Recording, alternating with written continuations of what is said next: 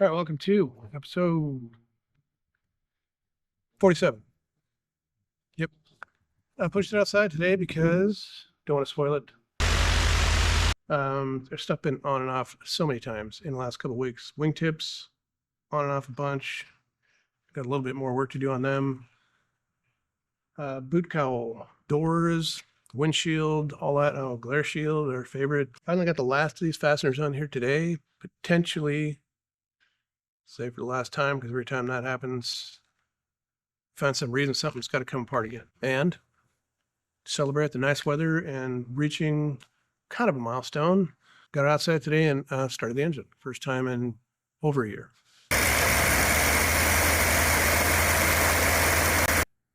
It's pretty awesome.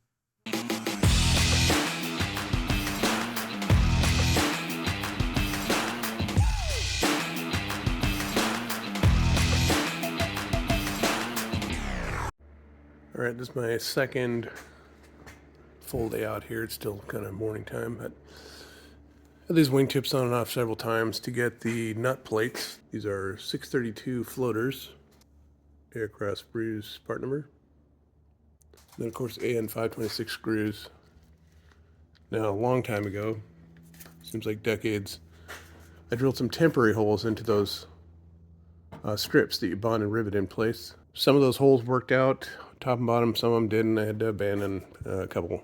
That's one I'm going to get rid of. These that I have tape on right here are giving me a little bit of problem with the alignment of the nut plate and the strip. So I have to go ahead and figure out what's going on there. It's just going to be relieving a little bit of sheet metal. One of the things I already did on the left wing tip over there is I created a shim strip, because you can see when I suck this down, it causes a mismatch. So that went pretty well. I'll show you in a second. And that leaves me with this spot, which is evident on both wingtips. And whether I can create a shim here, I'm kind of hopeful now that I play with this one. Otherwise, I'm going to have to tape up the leading edge, sweep some filler across here, and do a bunch of body and fender work. This is the left wingtip, and it really does look like if I play with this, also shim down here, it might pull it back in and at least minimize the amount of filling and sanding I have to do. All right, well, I pulled it out a little while ago to run it, which I haven't done in at least a year. Actually, it was real cold last time, so well more than a year. It's inspired by airport neighbor, flying buddy, building inspiration Nate down the way. He's got the Kitfox 7. He actually just fired up his Rotax 916 and drove it down here with no wings on it. That was kind of a riot. Everybody who heard both these airplanes run today said mine sounds better, which is awesome. It is a beast. It's pretty fun. I got some fueling issues. Got to work that out.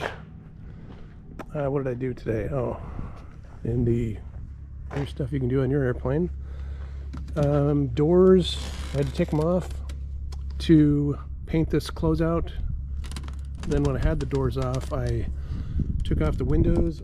I elected not to use VHB here. I just used this foam tape I got from McMaster Car. I got a couple rolls of it, and just I think like it says in the Kitfox manual for the VHB, there's just barely enough to do the job.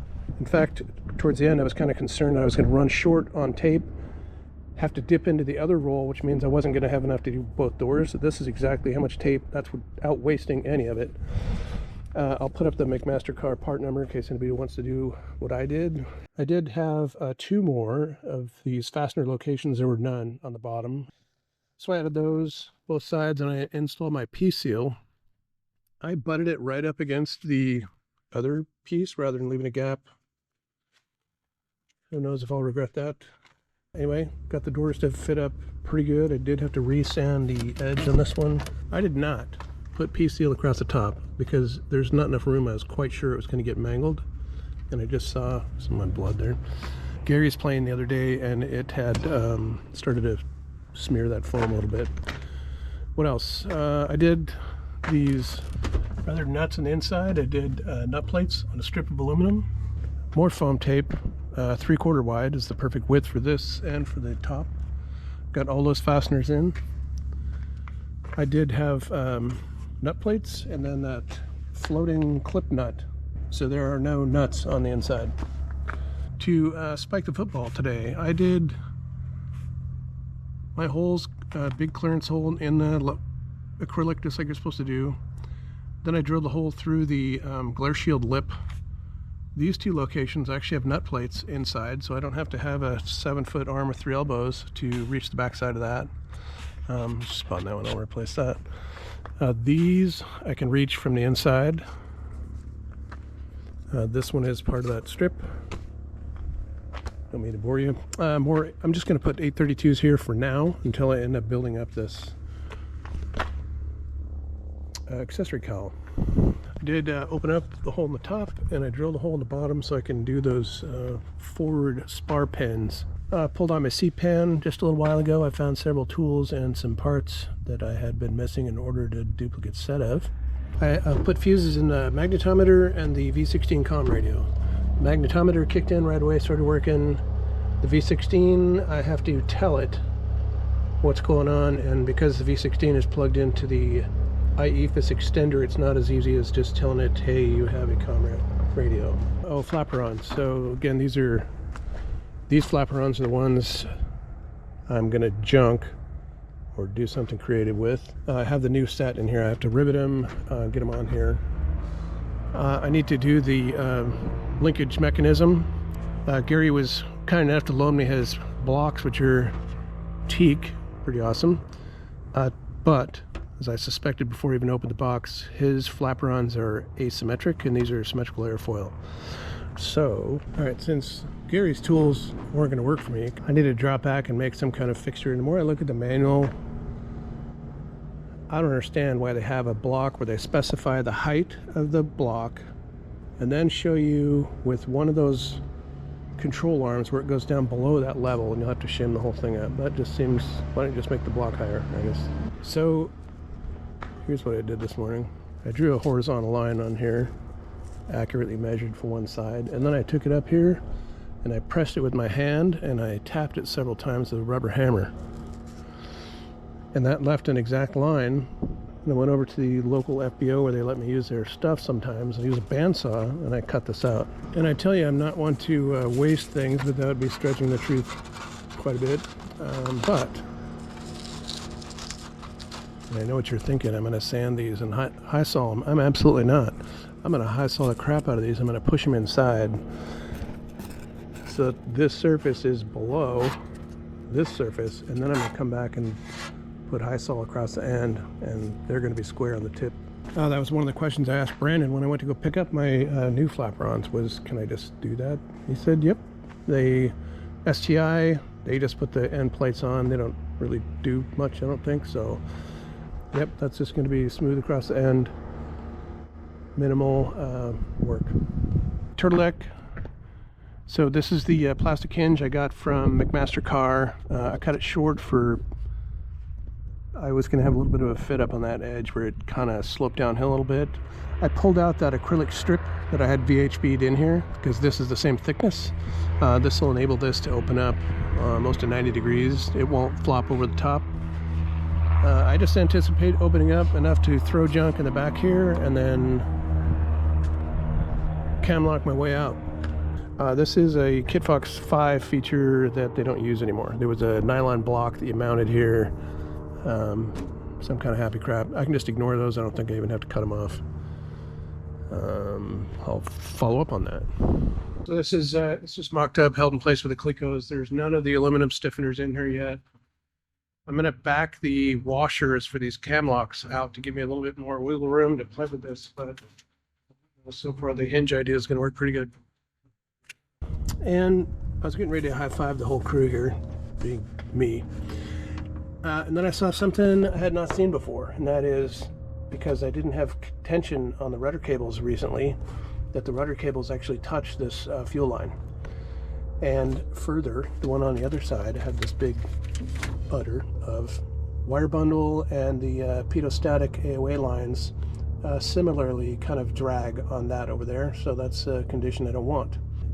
Not the end of the world. I have this goes up to the fuel selector. There's a flare fitting and a 90-degree elbow. I can just have to pull the center console out temporarily, cut that, redo the flare, and it'll just lift the whole thing by 1.5 inches or so, and that'll take care of this side. And for this side, what I'm going to do is I'm going to take advantage of this factory feature right here, and I'm going to make a little bracket, which is going to obviously not touch that, and support the wire bundle up higher. And that should be pretty simple. I don't think I'll have to do a send cut send order. I can just fabricate something here. What else? Oh yeah, so funny story. When I went to go fire this thing up today, my tanks have been dry for quite a while because I had replaced those banjo fittings with the kind that Kitfox sells now, with the exception that I removed the barbed piece and put in one for my 6AN hoses. So I had some problems with fuel leaks because of those eBay banjo fittings I bought a long time ago, so don't buy those. The Kitfox ones, I just did the blue goop on there and left them for a long time and hope for the best. Happy to say I put gas in here today. I don't smell anything, so that's awesome. Anyway, it started by my left tank was the one that did not leak before. I put like a gallon or so in there. I figured that would run me for a little bit. I was having problems with the engine sputtering, and then I ran it again for the numerous people that kept coming over, and then it would just start and die.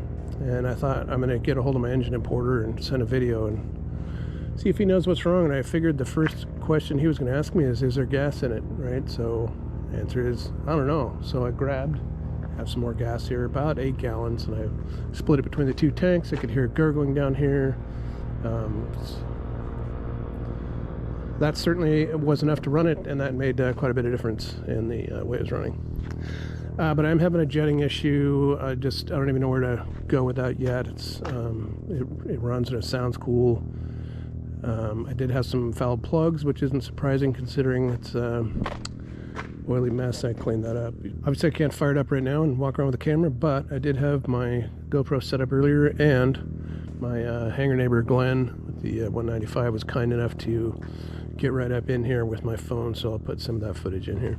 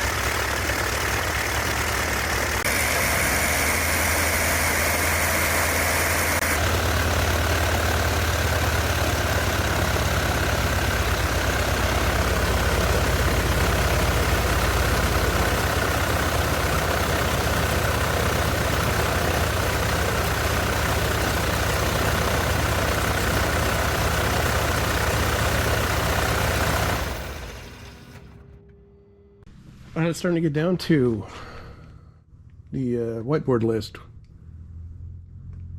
Now, there was a whole bunch of things I was working on that were redundant. I didn't need the whiteboard for them. These were those the sheet metal closeouts for the wing roots. I did the painting through hole on the acrylic windshield, opened that up. The firewall flap, that piece underneath, it goes behind the firewall. I still have to work out that attachment point. Transponder antenna, I have to have 2 transponder antennas. One is for my Sandia, and the other one is for the Echo UET. So I have one installed, not hooked up, so I did not put power to the transponder because that's really bad. Headset jacks, they're wired, they're where they're going to go. I just have to make some little triangle plates and mount those. Not a big job, it's just one of those things I got to remember to do. I still have some Ortex edge tapes. Most critically, that one that everybody paces back and forth, which is that one that goes up the base of the rudder. Oil tank supports, what I have right now is good enough for engine run. It's not good enough for flight. I could attach it more firmly, but I have some higher aspirations for how that oil tank is going to mount, and more importantly, the routing of the oil lines. I did bleed my brakes, fix the leak a couple times now. It is finally dry. Main gear, I have to replace the bolts that hold on the brake caliper backing plate, because one of them is long enough, but three of them are not. That's the bolts. And then I have to drill the end of the axle for a cotter pin, because that was not done. And this is all not standard. It's not Grove gear. I have the Roberts Bush gear, so that's not something most people would have. And then the tail wheel shim is the sheet metal piece that came with the Alaska Bush wheel, aka Scott 3200 tail wheel, that it didn't look like I would need, and actually looked like it wouldn't fit, but it causes a little bit of a tipping motion when it's torqued properly, so I think I need that shim. A little more body and fender work on the wingtips. I'm going to do some more of the shim stuff I did before. I got a couple screw holes where the hole doesn't quite line up with the nut plates. I'm going to waller those out, I guess. It's kind of embarrassing. The worst workmanship on the entire airplane. It's all me. It's inside those wingtips. When I'm done, the screws are on. You won't, please don't ask me to remove them. Tip lights come out good.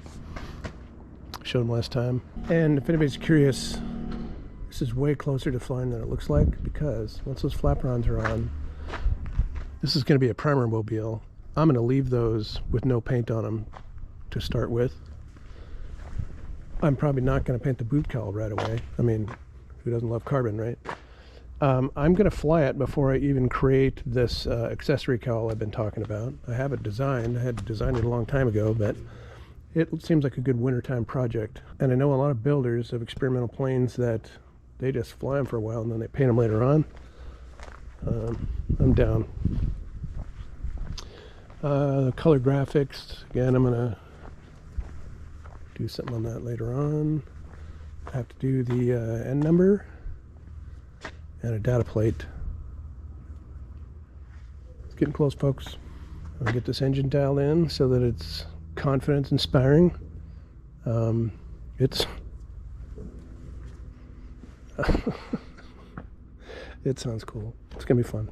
Anyway, pretty pumped, getting towards the end. Thanks for sticking out this long. It's gonna get way better.